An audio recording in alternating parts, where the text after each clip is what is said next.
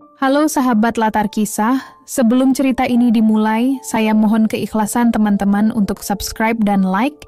Saya doakan Anda semua sehat, panjang umur, dan dilancarkan rezekinya. Mari kita mulai ceritanya. Kisah seorang pemuda yang tak sengaja menemukan wanita cantik pingsan dan tergeletak di dekat sungai. Siapakah wanita tersebut? Pagi itu, Niko duduk seorang diri di bawah jembatan tua, tempat favoritnya memancing. Ember plastik hijau di sampingnya masih kosong, namun ia tetap tenang, menikmati kesunyian dan suara gemericik air sungai. Topi hitam lusuhnya melindungi wajah coklatnya dari sengatan matahari. Beberapa meter dari tempat ia duduk, sesuatu terseret arus menuju tepi sungai. Awalnya, Niko mengira itu bangkai hewan. Namun, begitu ia mendekat, jantungnya berdegup kencang. Ternyata, seorang perempuan muda tergeletak tak sadarkan diri. Rambutnya yang basah menempel di wajah pucatnya. Dres putihnya basah kuyup melekat pada tubuhnya. Mbak, astaga, masih hidup nggak? Gumam Niko panik. Ia segera meletakkan pancing, berlutut, dan menyentuh pipi perempuan itu. Hangat, tanda ia masih bernapas. Tanpa pikir panjang, Niko mengangkat tubuhnya dengan susah payah ke tempat yang lebih kering. Ia menepuk-nepuk pipinya pelan. "Mbak, bangun." Beberapa menit kemudian, perempuan itu membuka mata perlahan. Bibirnya bergetar. "Aku gagal ya?" Niko mengernyit. "Gagal apaan, Mbak? Aku lompat dari jembatan. Kenapa masih hidup?" Suaranya lirih, lalu tangisnya pecah. Niko terdiam, mulutnya kering, tak tahu harus berkata apa. Ia belum pernah menghadapi situasi seperti ini. Ia bahkan tak mengenal siapa perempuan itu, namun hatinya tergerak. "Namaku Niko, kalau kamu?" "Nabila," jawabnya pelan sambil menunduk.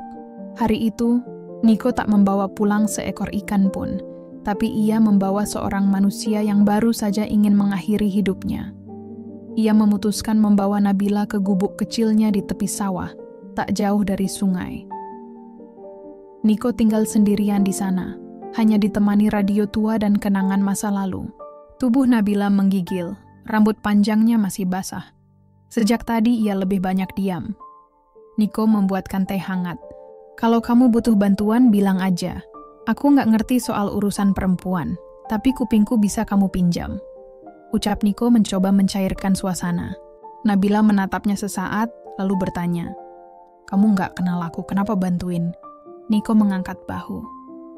"Kamu manusia, aku juga. Sama-sama bisa tenggelam kalau nggak ada yang nolong." Jawaban itu membuat Nabila tersenyum tipis untuk pertama kalinya, meski wajahnya tetap muram. Perlahan, ia mulai bercerita tentang kekasih yang berselingkuh dengan sahabatnya sendiri, tentang mereka yang terang-terangan memamerkan hubungan di media sosial, tentang orang tua yang tak peduli. Ia merasa tak punya lagi alasan untuk hidup, hingga memilih melompat dari jembatan itu. Namun justru terseret arus ke tempat Niko. Niko mengangguk pelan. Kadang hidup memang aneh, tapi selalu ada maksud. Mata Nabila berkaca-kaca. Ia tak tahu harus merasa apa, marah, malu, atau bersyukur. Tapi ada sedikit rasa lega di hatinya. Senja turun, langit mulai bertabur bintang. Dari ambang pintu, Nabila memandang keluar, sementara Niko sibuk merapikan satu-satunya tempat tidur di gubuk itu. "Kamu tidur di sini aja, aku di luar," kata Niko. Nabila mengangguk. Untuk pertama kalinya dalam beberapa hari terakhir, ia merasa sedikit aman. Udara malam menyusup lewat celah kayu. Di beranda, Niko berbaring beralas tikar tipis, sedangkan Nabila terlelap di kasur tipis di dalam. Tapi Niko sulit memejamkan mata. Pikirannya melayang, hidupnya biasanya sederhana. Pagi ke sungai, sore pulang. Namun, sejak Nabila datang, ada sesuatu yang berubah.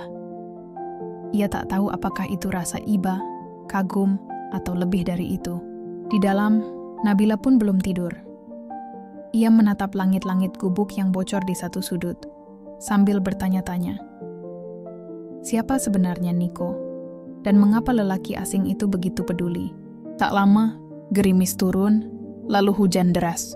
Niko tetap di luar, hingga Nabila membukakan pintu. "Masuk aja. Nggak enak aku tidur sendirian di dalam, kamu malah basah-basahan di luar." Niko menoleh, lalu mengangguk kaku. Ia masuk, duduk di lantai dekat pintu, menjaga jarak. "Kamu selalu tidur begini?" tanya Nabila pelan. Niko mengangguk. "Sudah biasa." "Kalau nggak ada aku, kamu kesepian nggak?" Niko terdiam, lalu menatap mata Nabila yang tulus namun penuh luka. "Kesepian ya, tapi aku lebih takut kalau terlalu berharap." Kalimat itu membuat Nabila diam. Ia pun sama. Takut berharap, takut kecewa. Hujan terus mengguyur. Dan di dalam gubuk kecil itu, dua orang asing berbagi kesunyian. Tak ada sentuhan, tak ada janji. Tapi sesuatu mulai tumbuh diam-diam di antara dua hati yang sama-sama patah. Pagi datang membawa aroma tanah basah. Niko sudah bangun, merebus air, dan mengaduk kopi sachet dalam 2 cangkir usang. Bunyi sendok beradu dengan gelas memecah hening. Nabila bangun perlahan, rambutnya kusut, wajah polos tanpa riasan. Namun di mata Niko tetap cantik. Nabila menerima secangkir kopi, mengangguk pelan. "Terima kasih," ucapnya. Mereka duduk berdampingan di ambang pintu, memandangi kabut di atas sawah, sunyi tapi hangat. "Kamu pernah jatuh cinta?" tanya Nabila lirih. Niko tersenyum samar. "Pernah dulu." "Kenapa nggak lanjut?" "Karena cinta nggak cukup. Kalau cuma satu orang yang mau jaga." Jawabnya tenang, namun matanya kosong. Nabila menghela napas pelan. "Sama, aku juga. Cinta sendirian," ujarnya. Mereka tertawa kecil, namun tawanya terdengar getir. Dua orang asing yang lukanya seolah saling mengenali. "Aku nggak ngerti, Niko. Kenapa sakit hati bisa sebegitu menyiksanya, sampai bikin orang pengen mati?" tanya Nabila lirih. "Karena kamu terlalu sayang, terlalu percaya, terlalu ngasih segalanya," jawab Niko. "Padahal, nggak semua orang siap nerima sebanyak itu." Nabila menunduk. Ingin menangis lagi, tapi rasanya air matanya semalam sudah habis. Yang tersisa kini hanyalah hampa dan kebingungan. Saat itu Niko berdiri. "Kamu bisa tinggal di sini beberapa hari. Kalau udah siap, pulanglah. Tapi kalau belum punya tempat, ya tinggal aja dulu. Aku nggak keberatan." Nabila menatapnya lama. "Kamu baik banget, Niko." Niko hanya mengangkat bahu. Bukan baik, cuman ngerti rasanya ditinggal. Tak ada kata cinta yang terucap. Tapi perhatian kecil itu mulai mencairkan dinding hati Nabila yang beku. Perlahan, ia mulai merasa ingin bertahan. Bukan karena takut terluka, tapi karena untuk pertama kalinya ia merasa dilihat sebagai manusia, bukan sekadar perempuan yang patah. Hari-hari pun berlalu. Nabila belum juga pergi. Ia mulai membantu Niko membereskan gubuk, mencuci alat pancing, bahkan ikut ke sungai meski hanya duduk di bawah pohon. Niko tetap pendiam, namun kehadiran Nabila membuat suasana berbeda. Kadang, sambil memancing, Niko menyanyi pelan. Suaranya serak tapi menenangkan. Nabila yang mendengarnya diam-diam tersenyum. Ia baru sadar, ada ketenangan yang tak pernah bisa ia temukan di kota, pada kekasih lama, atau di media sosial. Suatu sore mereka duduk di tepi sungai. Angin meniup rambut panjang Nabila. "Kenapa kamu tinggal di sini? Nggak ada keluarga?" tanya Nabila. Niko memandang air sebentar, lalu menjawab pelan. "Ada, tapi aku ninggalin mereka waktu umur 20. Nggak cocok sama jalan hidup mereka." "Kenapa?" "Orang tuaku pengusaha. Maunya aku nerusin usaha, tapi aku nggak betah. Dunia mereka terlalu ribut. Aku cuman mau hidup tenang." Nabila terkejut. Ia menatap Niko dari ujung kepala sampai kaki. Tak menyangka pria berkaos lusuh ini berasal dari keluarga berada. "Kamu ninggalin semuanya demi hidup kayak gini."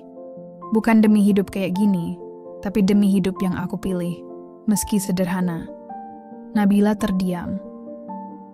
Ia sadar, Niko bukan miskin karena tak punya pilihan. Ia memilih kesederhanaan karena hatinya butuh damai. Sore itu, rasa kagum tumbuh dalam dirinya. Niko bukan pria biasa. Di balik diamnya, ada luka, ada pilihan, ada kekuatan. Ia tak romantis dengan kata-kata, tapi tulus dalam tindakan. Angin bertiup lebih kencang. Nabila bersandar perlahan di bahu Niko.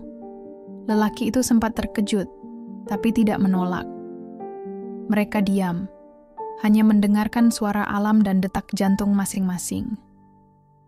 Di kesunyian itu, hati Nabila mulai berdetak berbeda. Ia tak yakin itu cinta, tapi ia tahu. Hatinya mulai hidup lagi. Dan yang lebih mengejutkan, Niko pun mulai merasa takut kehilangan. Malamnya, langit cerah, bintang bertebaran. Nabila duduk di beranda, menyisir rambutnya dengan jari. Niko di dekatnya, sibuk mengikat kail pancing baru hasil barter ikan sore tadi.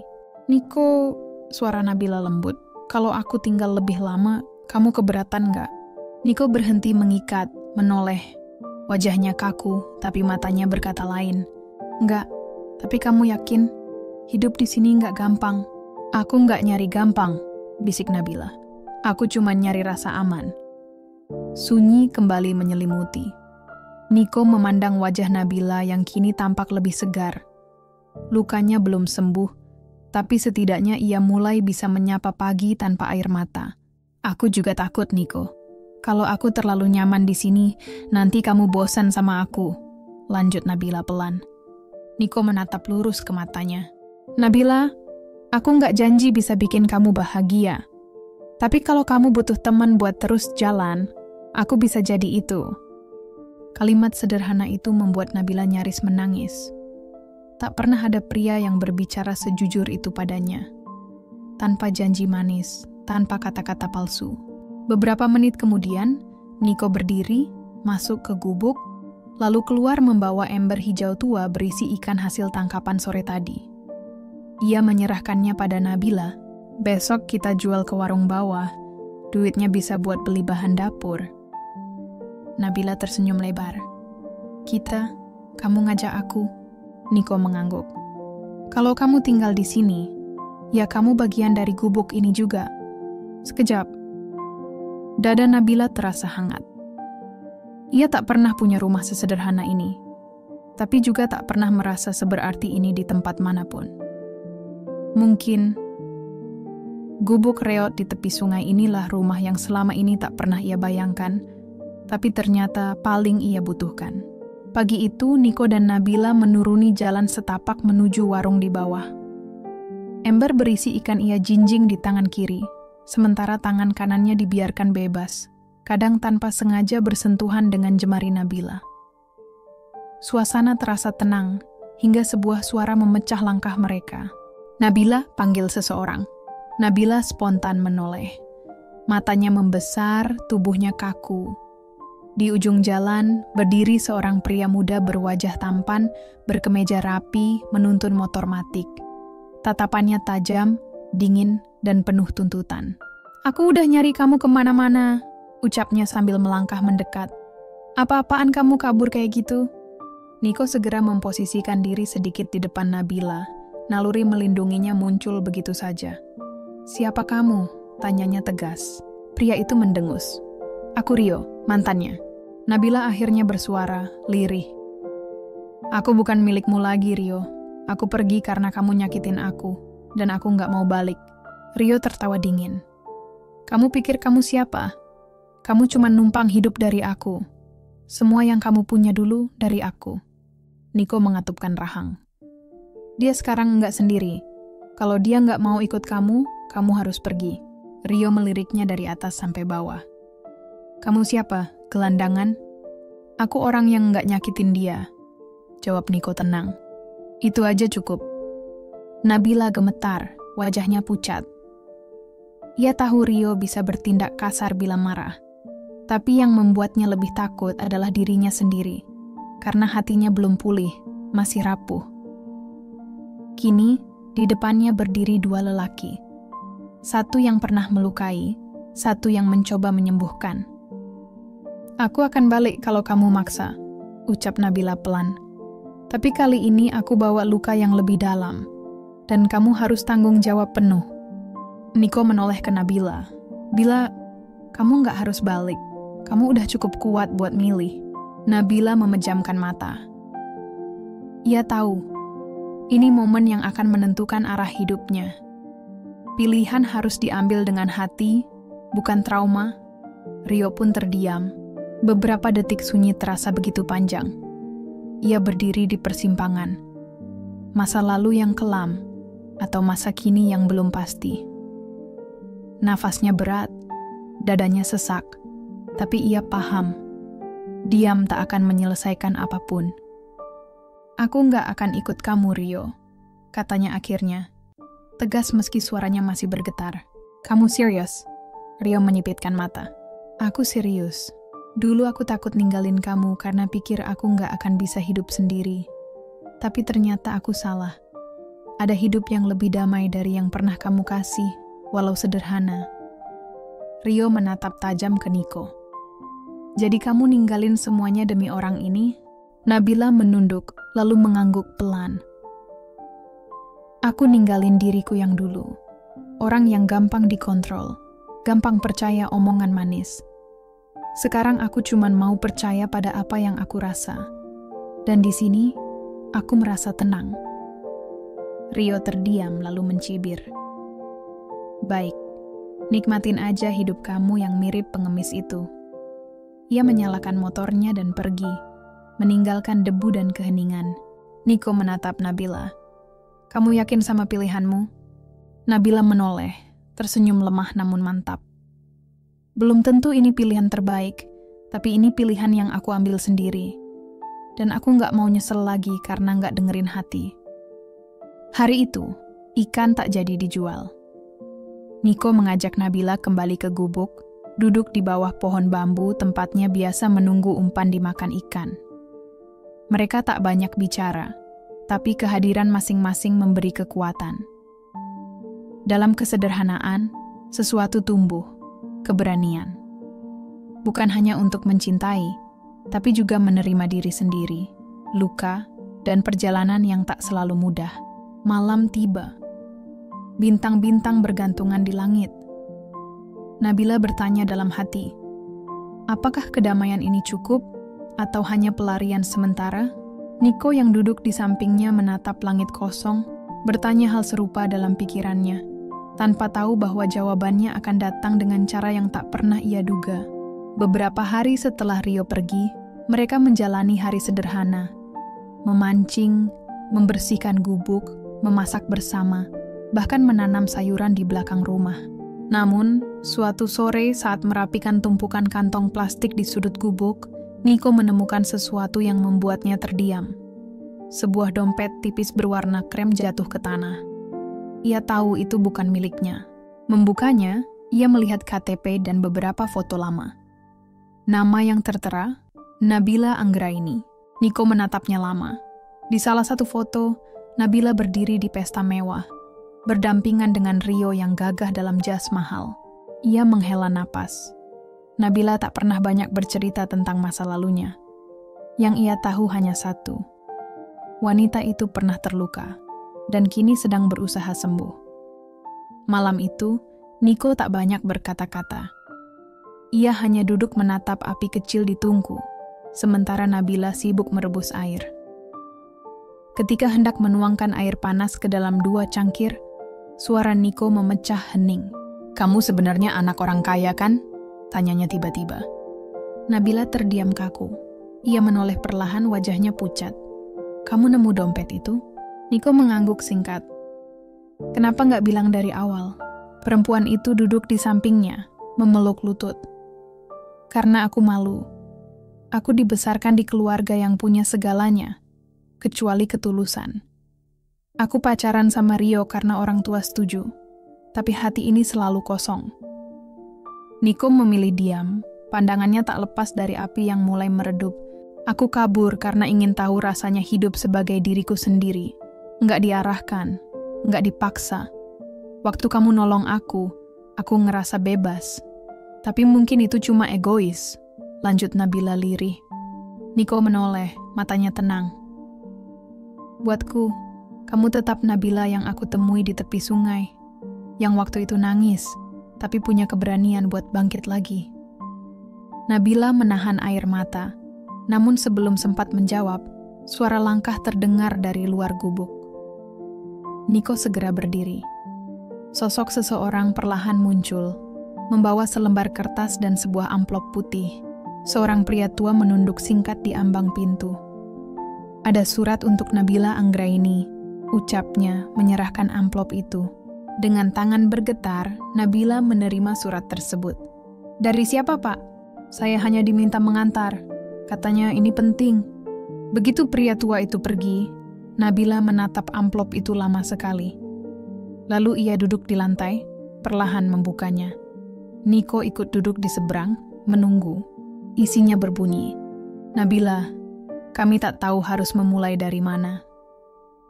Saat kamu pergi, kami panik, marah, dan bingung. Tapi waktu membuat kami sadar, kami kehilangan anak yang paling tulus." Rio datang dan memutarbalikkan banyak cerita. Ia bilang kamu tidak waras, tapi setelah dia tertangkap karena penipuan dan pemerasan, segalanya berubah. Kami minta maaf karena memaksamu hidup di dunia kami. Jika sekarang kamu bahagia, kembalilah, bukan untuk kami, tapi untuk dirimu sendiri. Ada warisan nenekmu yang belum kami sampaikan. Sebuah rumah kecil di pinggiran desa, kini resmi menjadi milikmu. Dengan cinta, Ayah dan Ibu. Air mata mengalir di pipi Nabila. "Aku dikasih rumah," bisiknya. Niko menunduk, wajahnya sulit terbaca. "Mungkin ini waktunya kamu kembali ke dunia kamu yang sebenarnya." Namun Nabila menggeleng mantap. Dunia yang sebenarnya itu bukan soal harta, tapi soal hati. Dan hatiku udah tertambat di tepi sungai ini. Niko menatapnya lekat, lalu tersenyum tipis. "Kamu yakin gak akan nyesel hidup sederhana sama orang kayak aku?" Nabila tertawa kecil meski air mata belum kering. "Aku udah pernah hidup mewah, tapi kosong. Sekarang, aku milih hidup sederhana, tapi utuh." Akhirnya, Nabila memutuskan untuk tetap tinggal. Rumah warisan itu mereka tempati, tak jauh dari sungai tempat pertemuan pertama mereka. Niko melanjutkan kegemarannya memancing, sementara Nabila membuka warung kecil di halaman rumah. Dan setiap kali orang bertanya bagaimana mereka bertemu, mereka hanya tersenyum. Karena kisah cinta mereka bukan dimulai dari perkenalan, melainkan dari sebuah penyelamatan dan keberanian untuk memilih. Terima kasih kamu sudah menyimak cerita ini. Jangan lupa untuk like video ini, subscribe channel kami, agar tidak ketinggalan cerita menarik lainnya. Sampai jumpa di cerita berikutnya.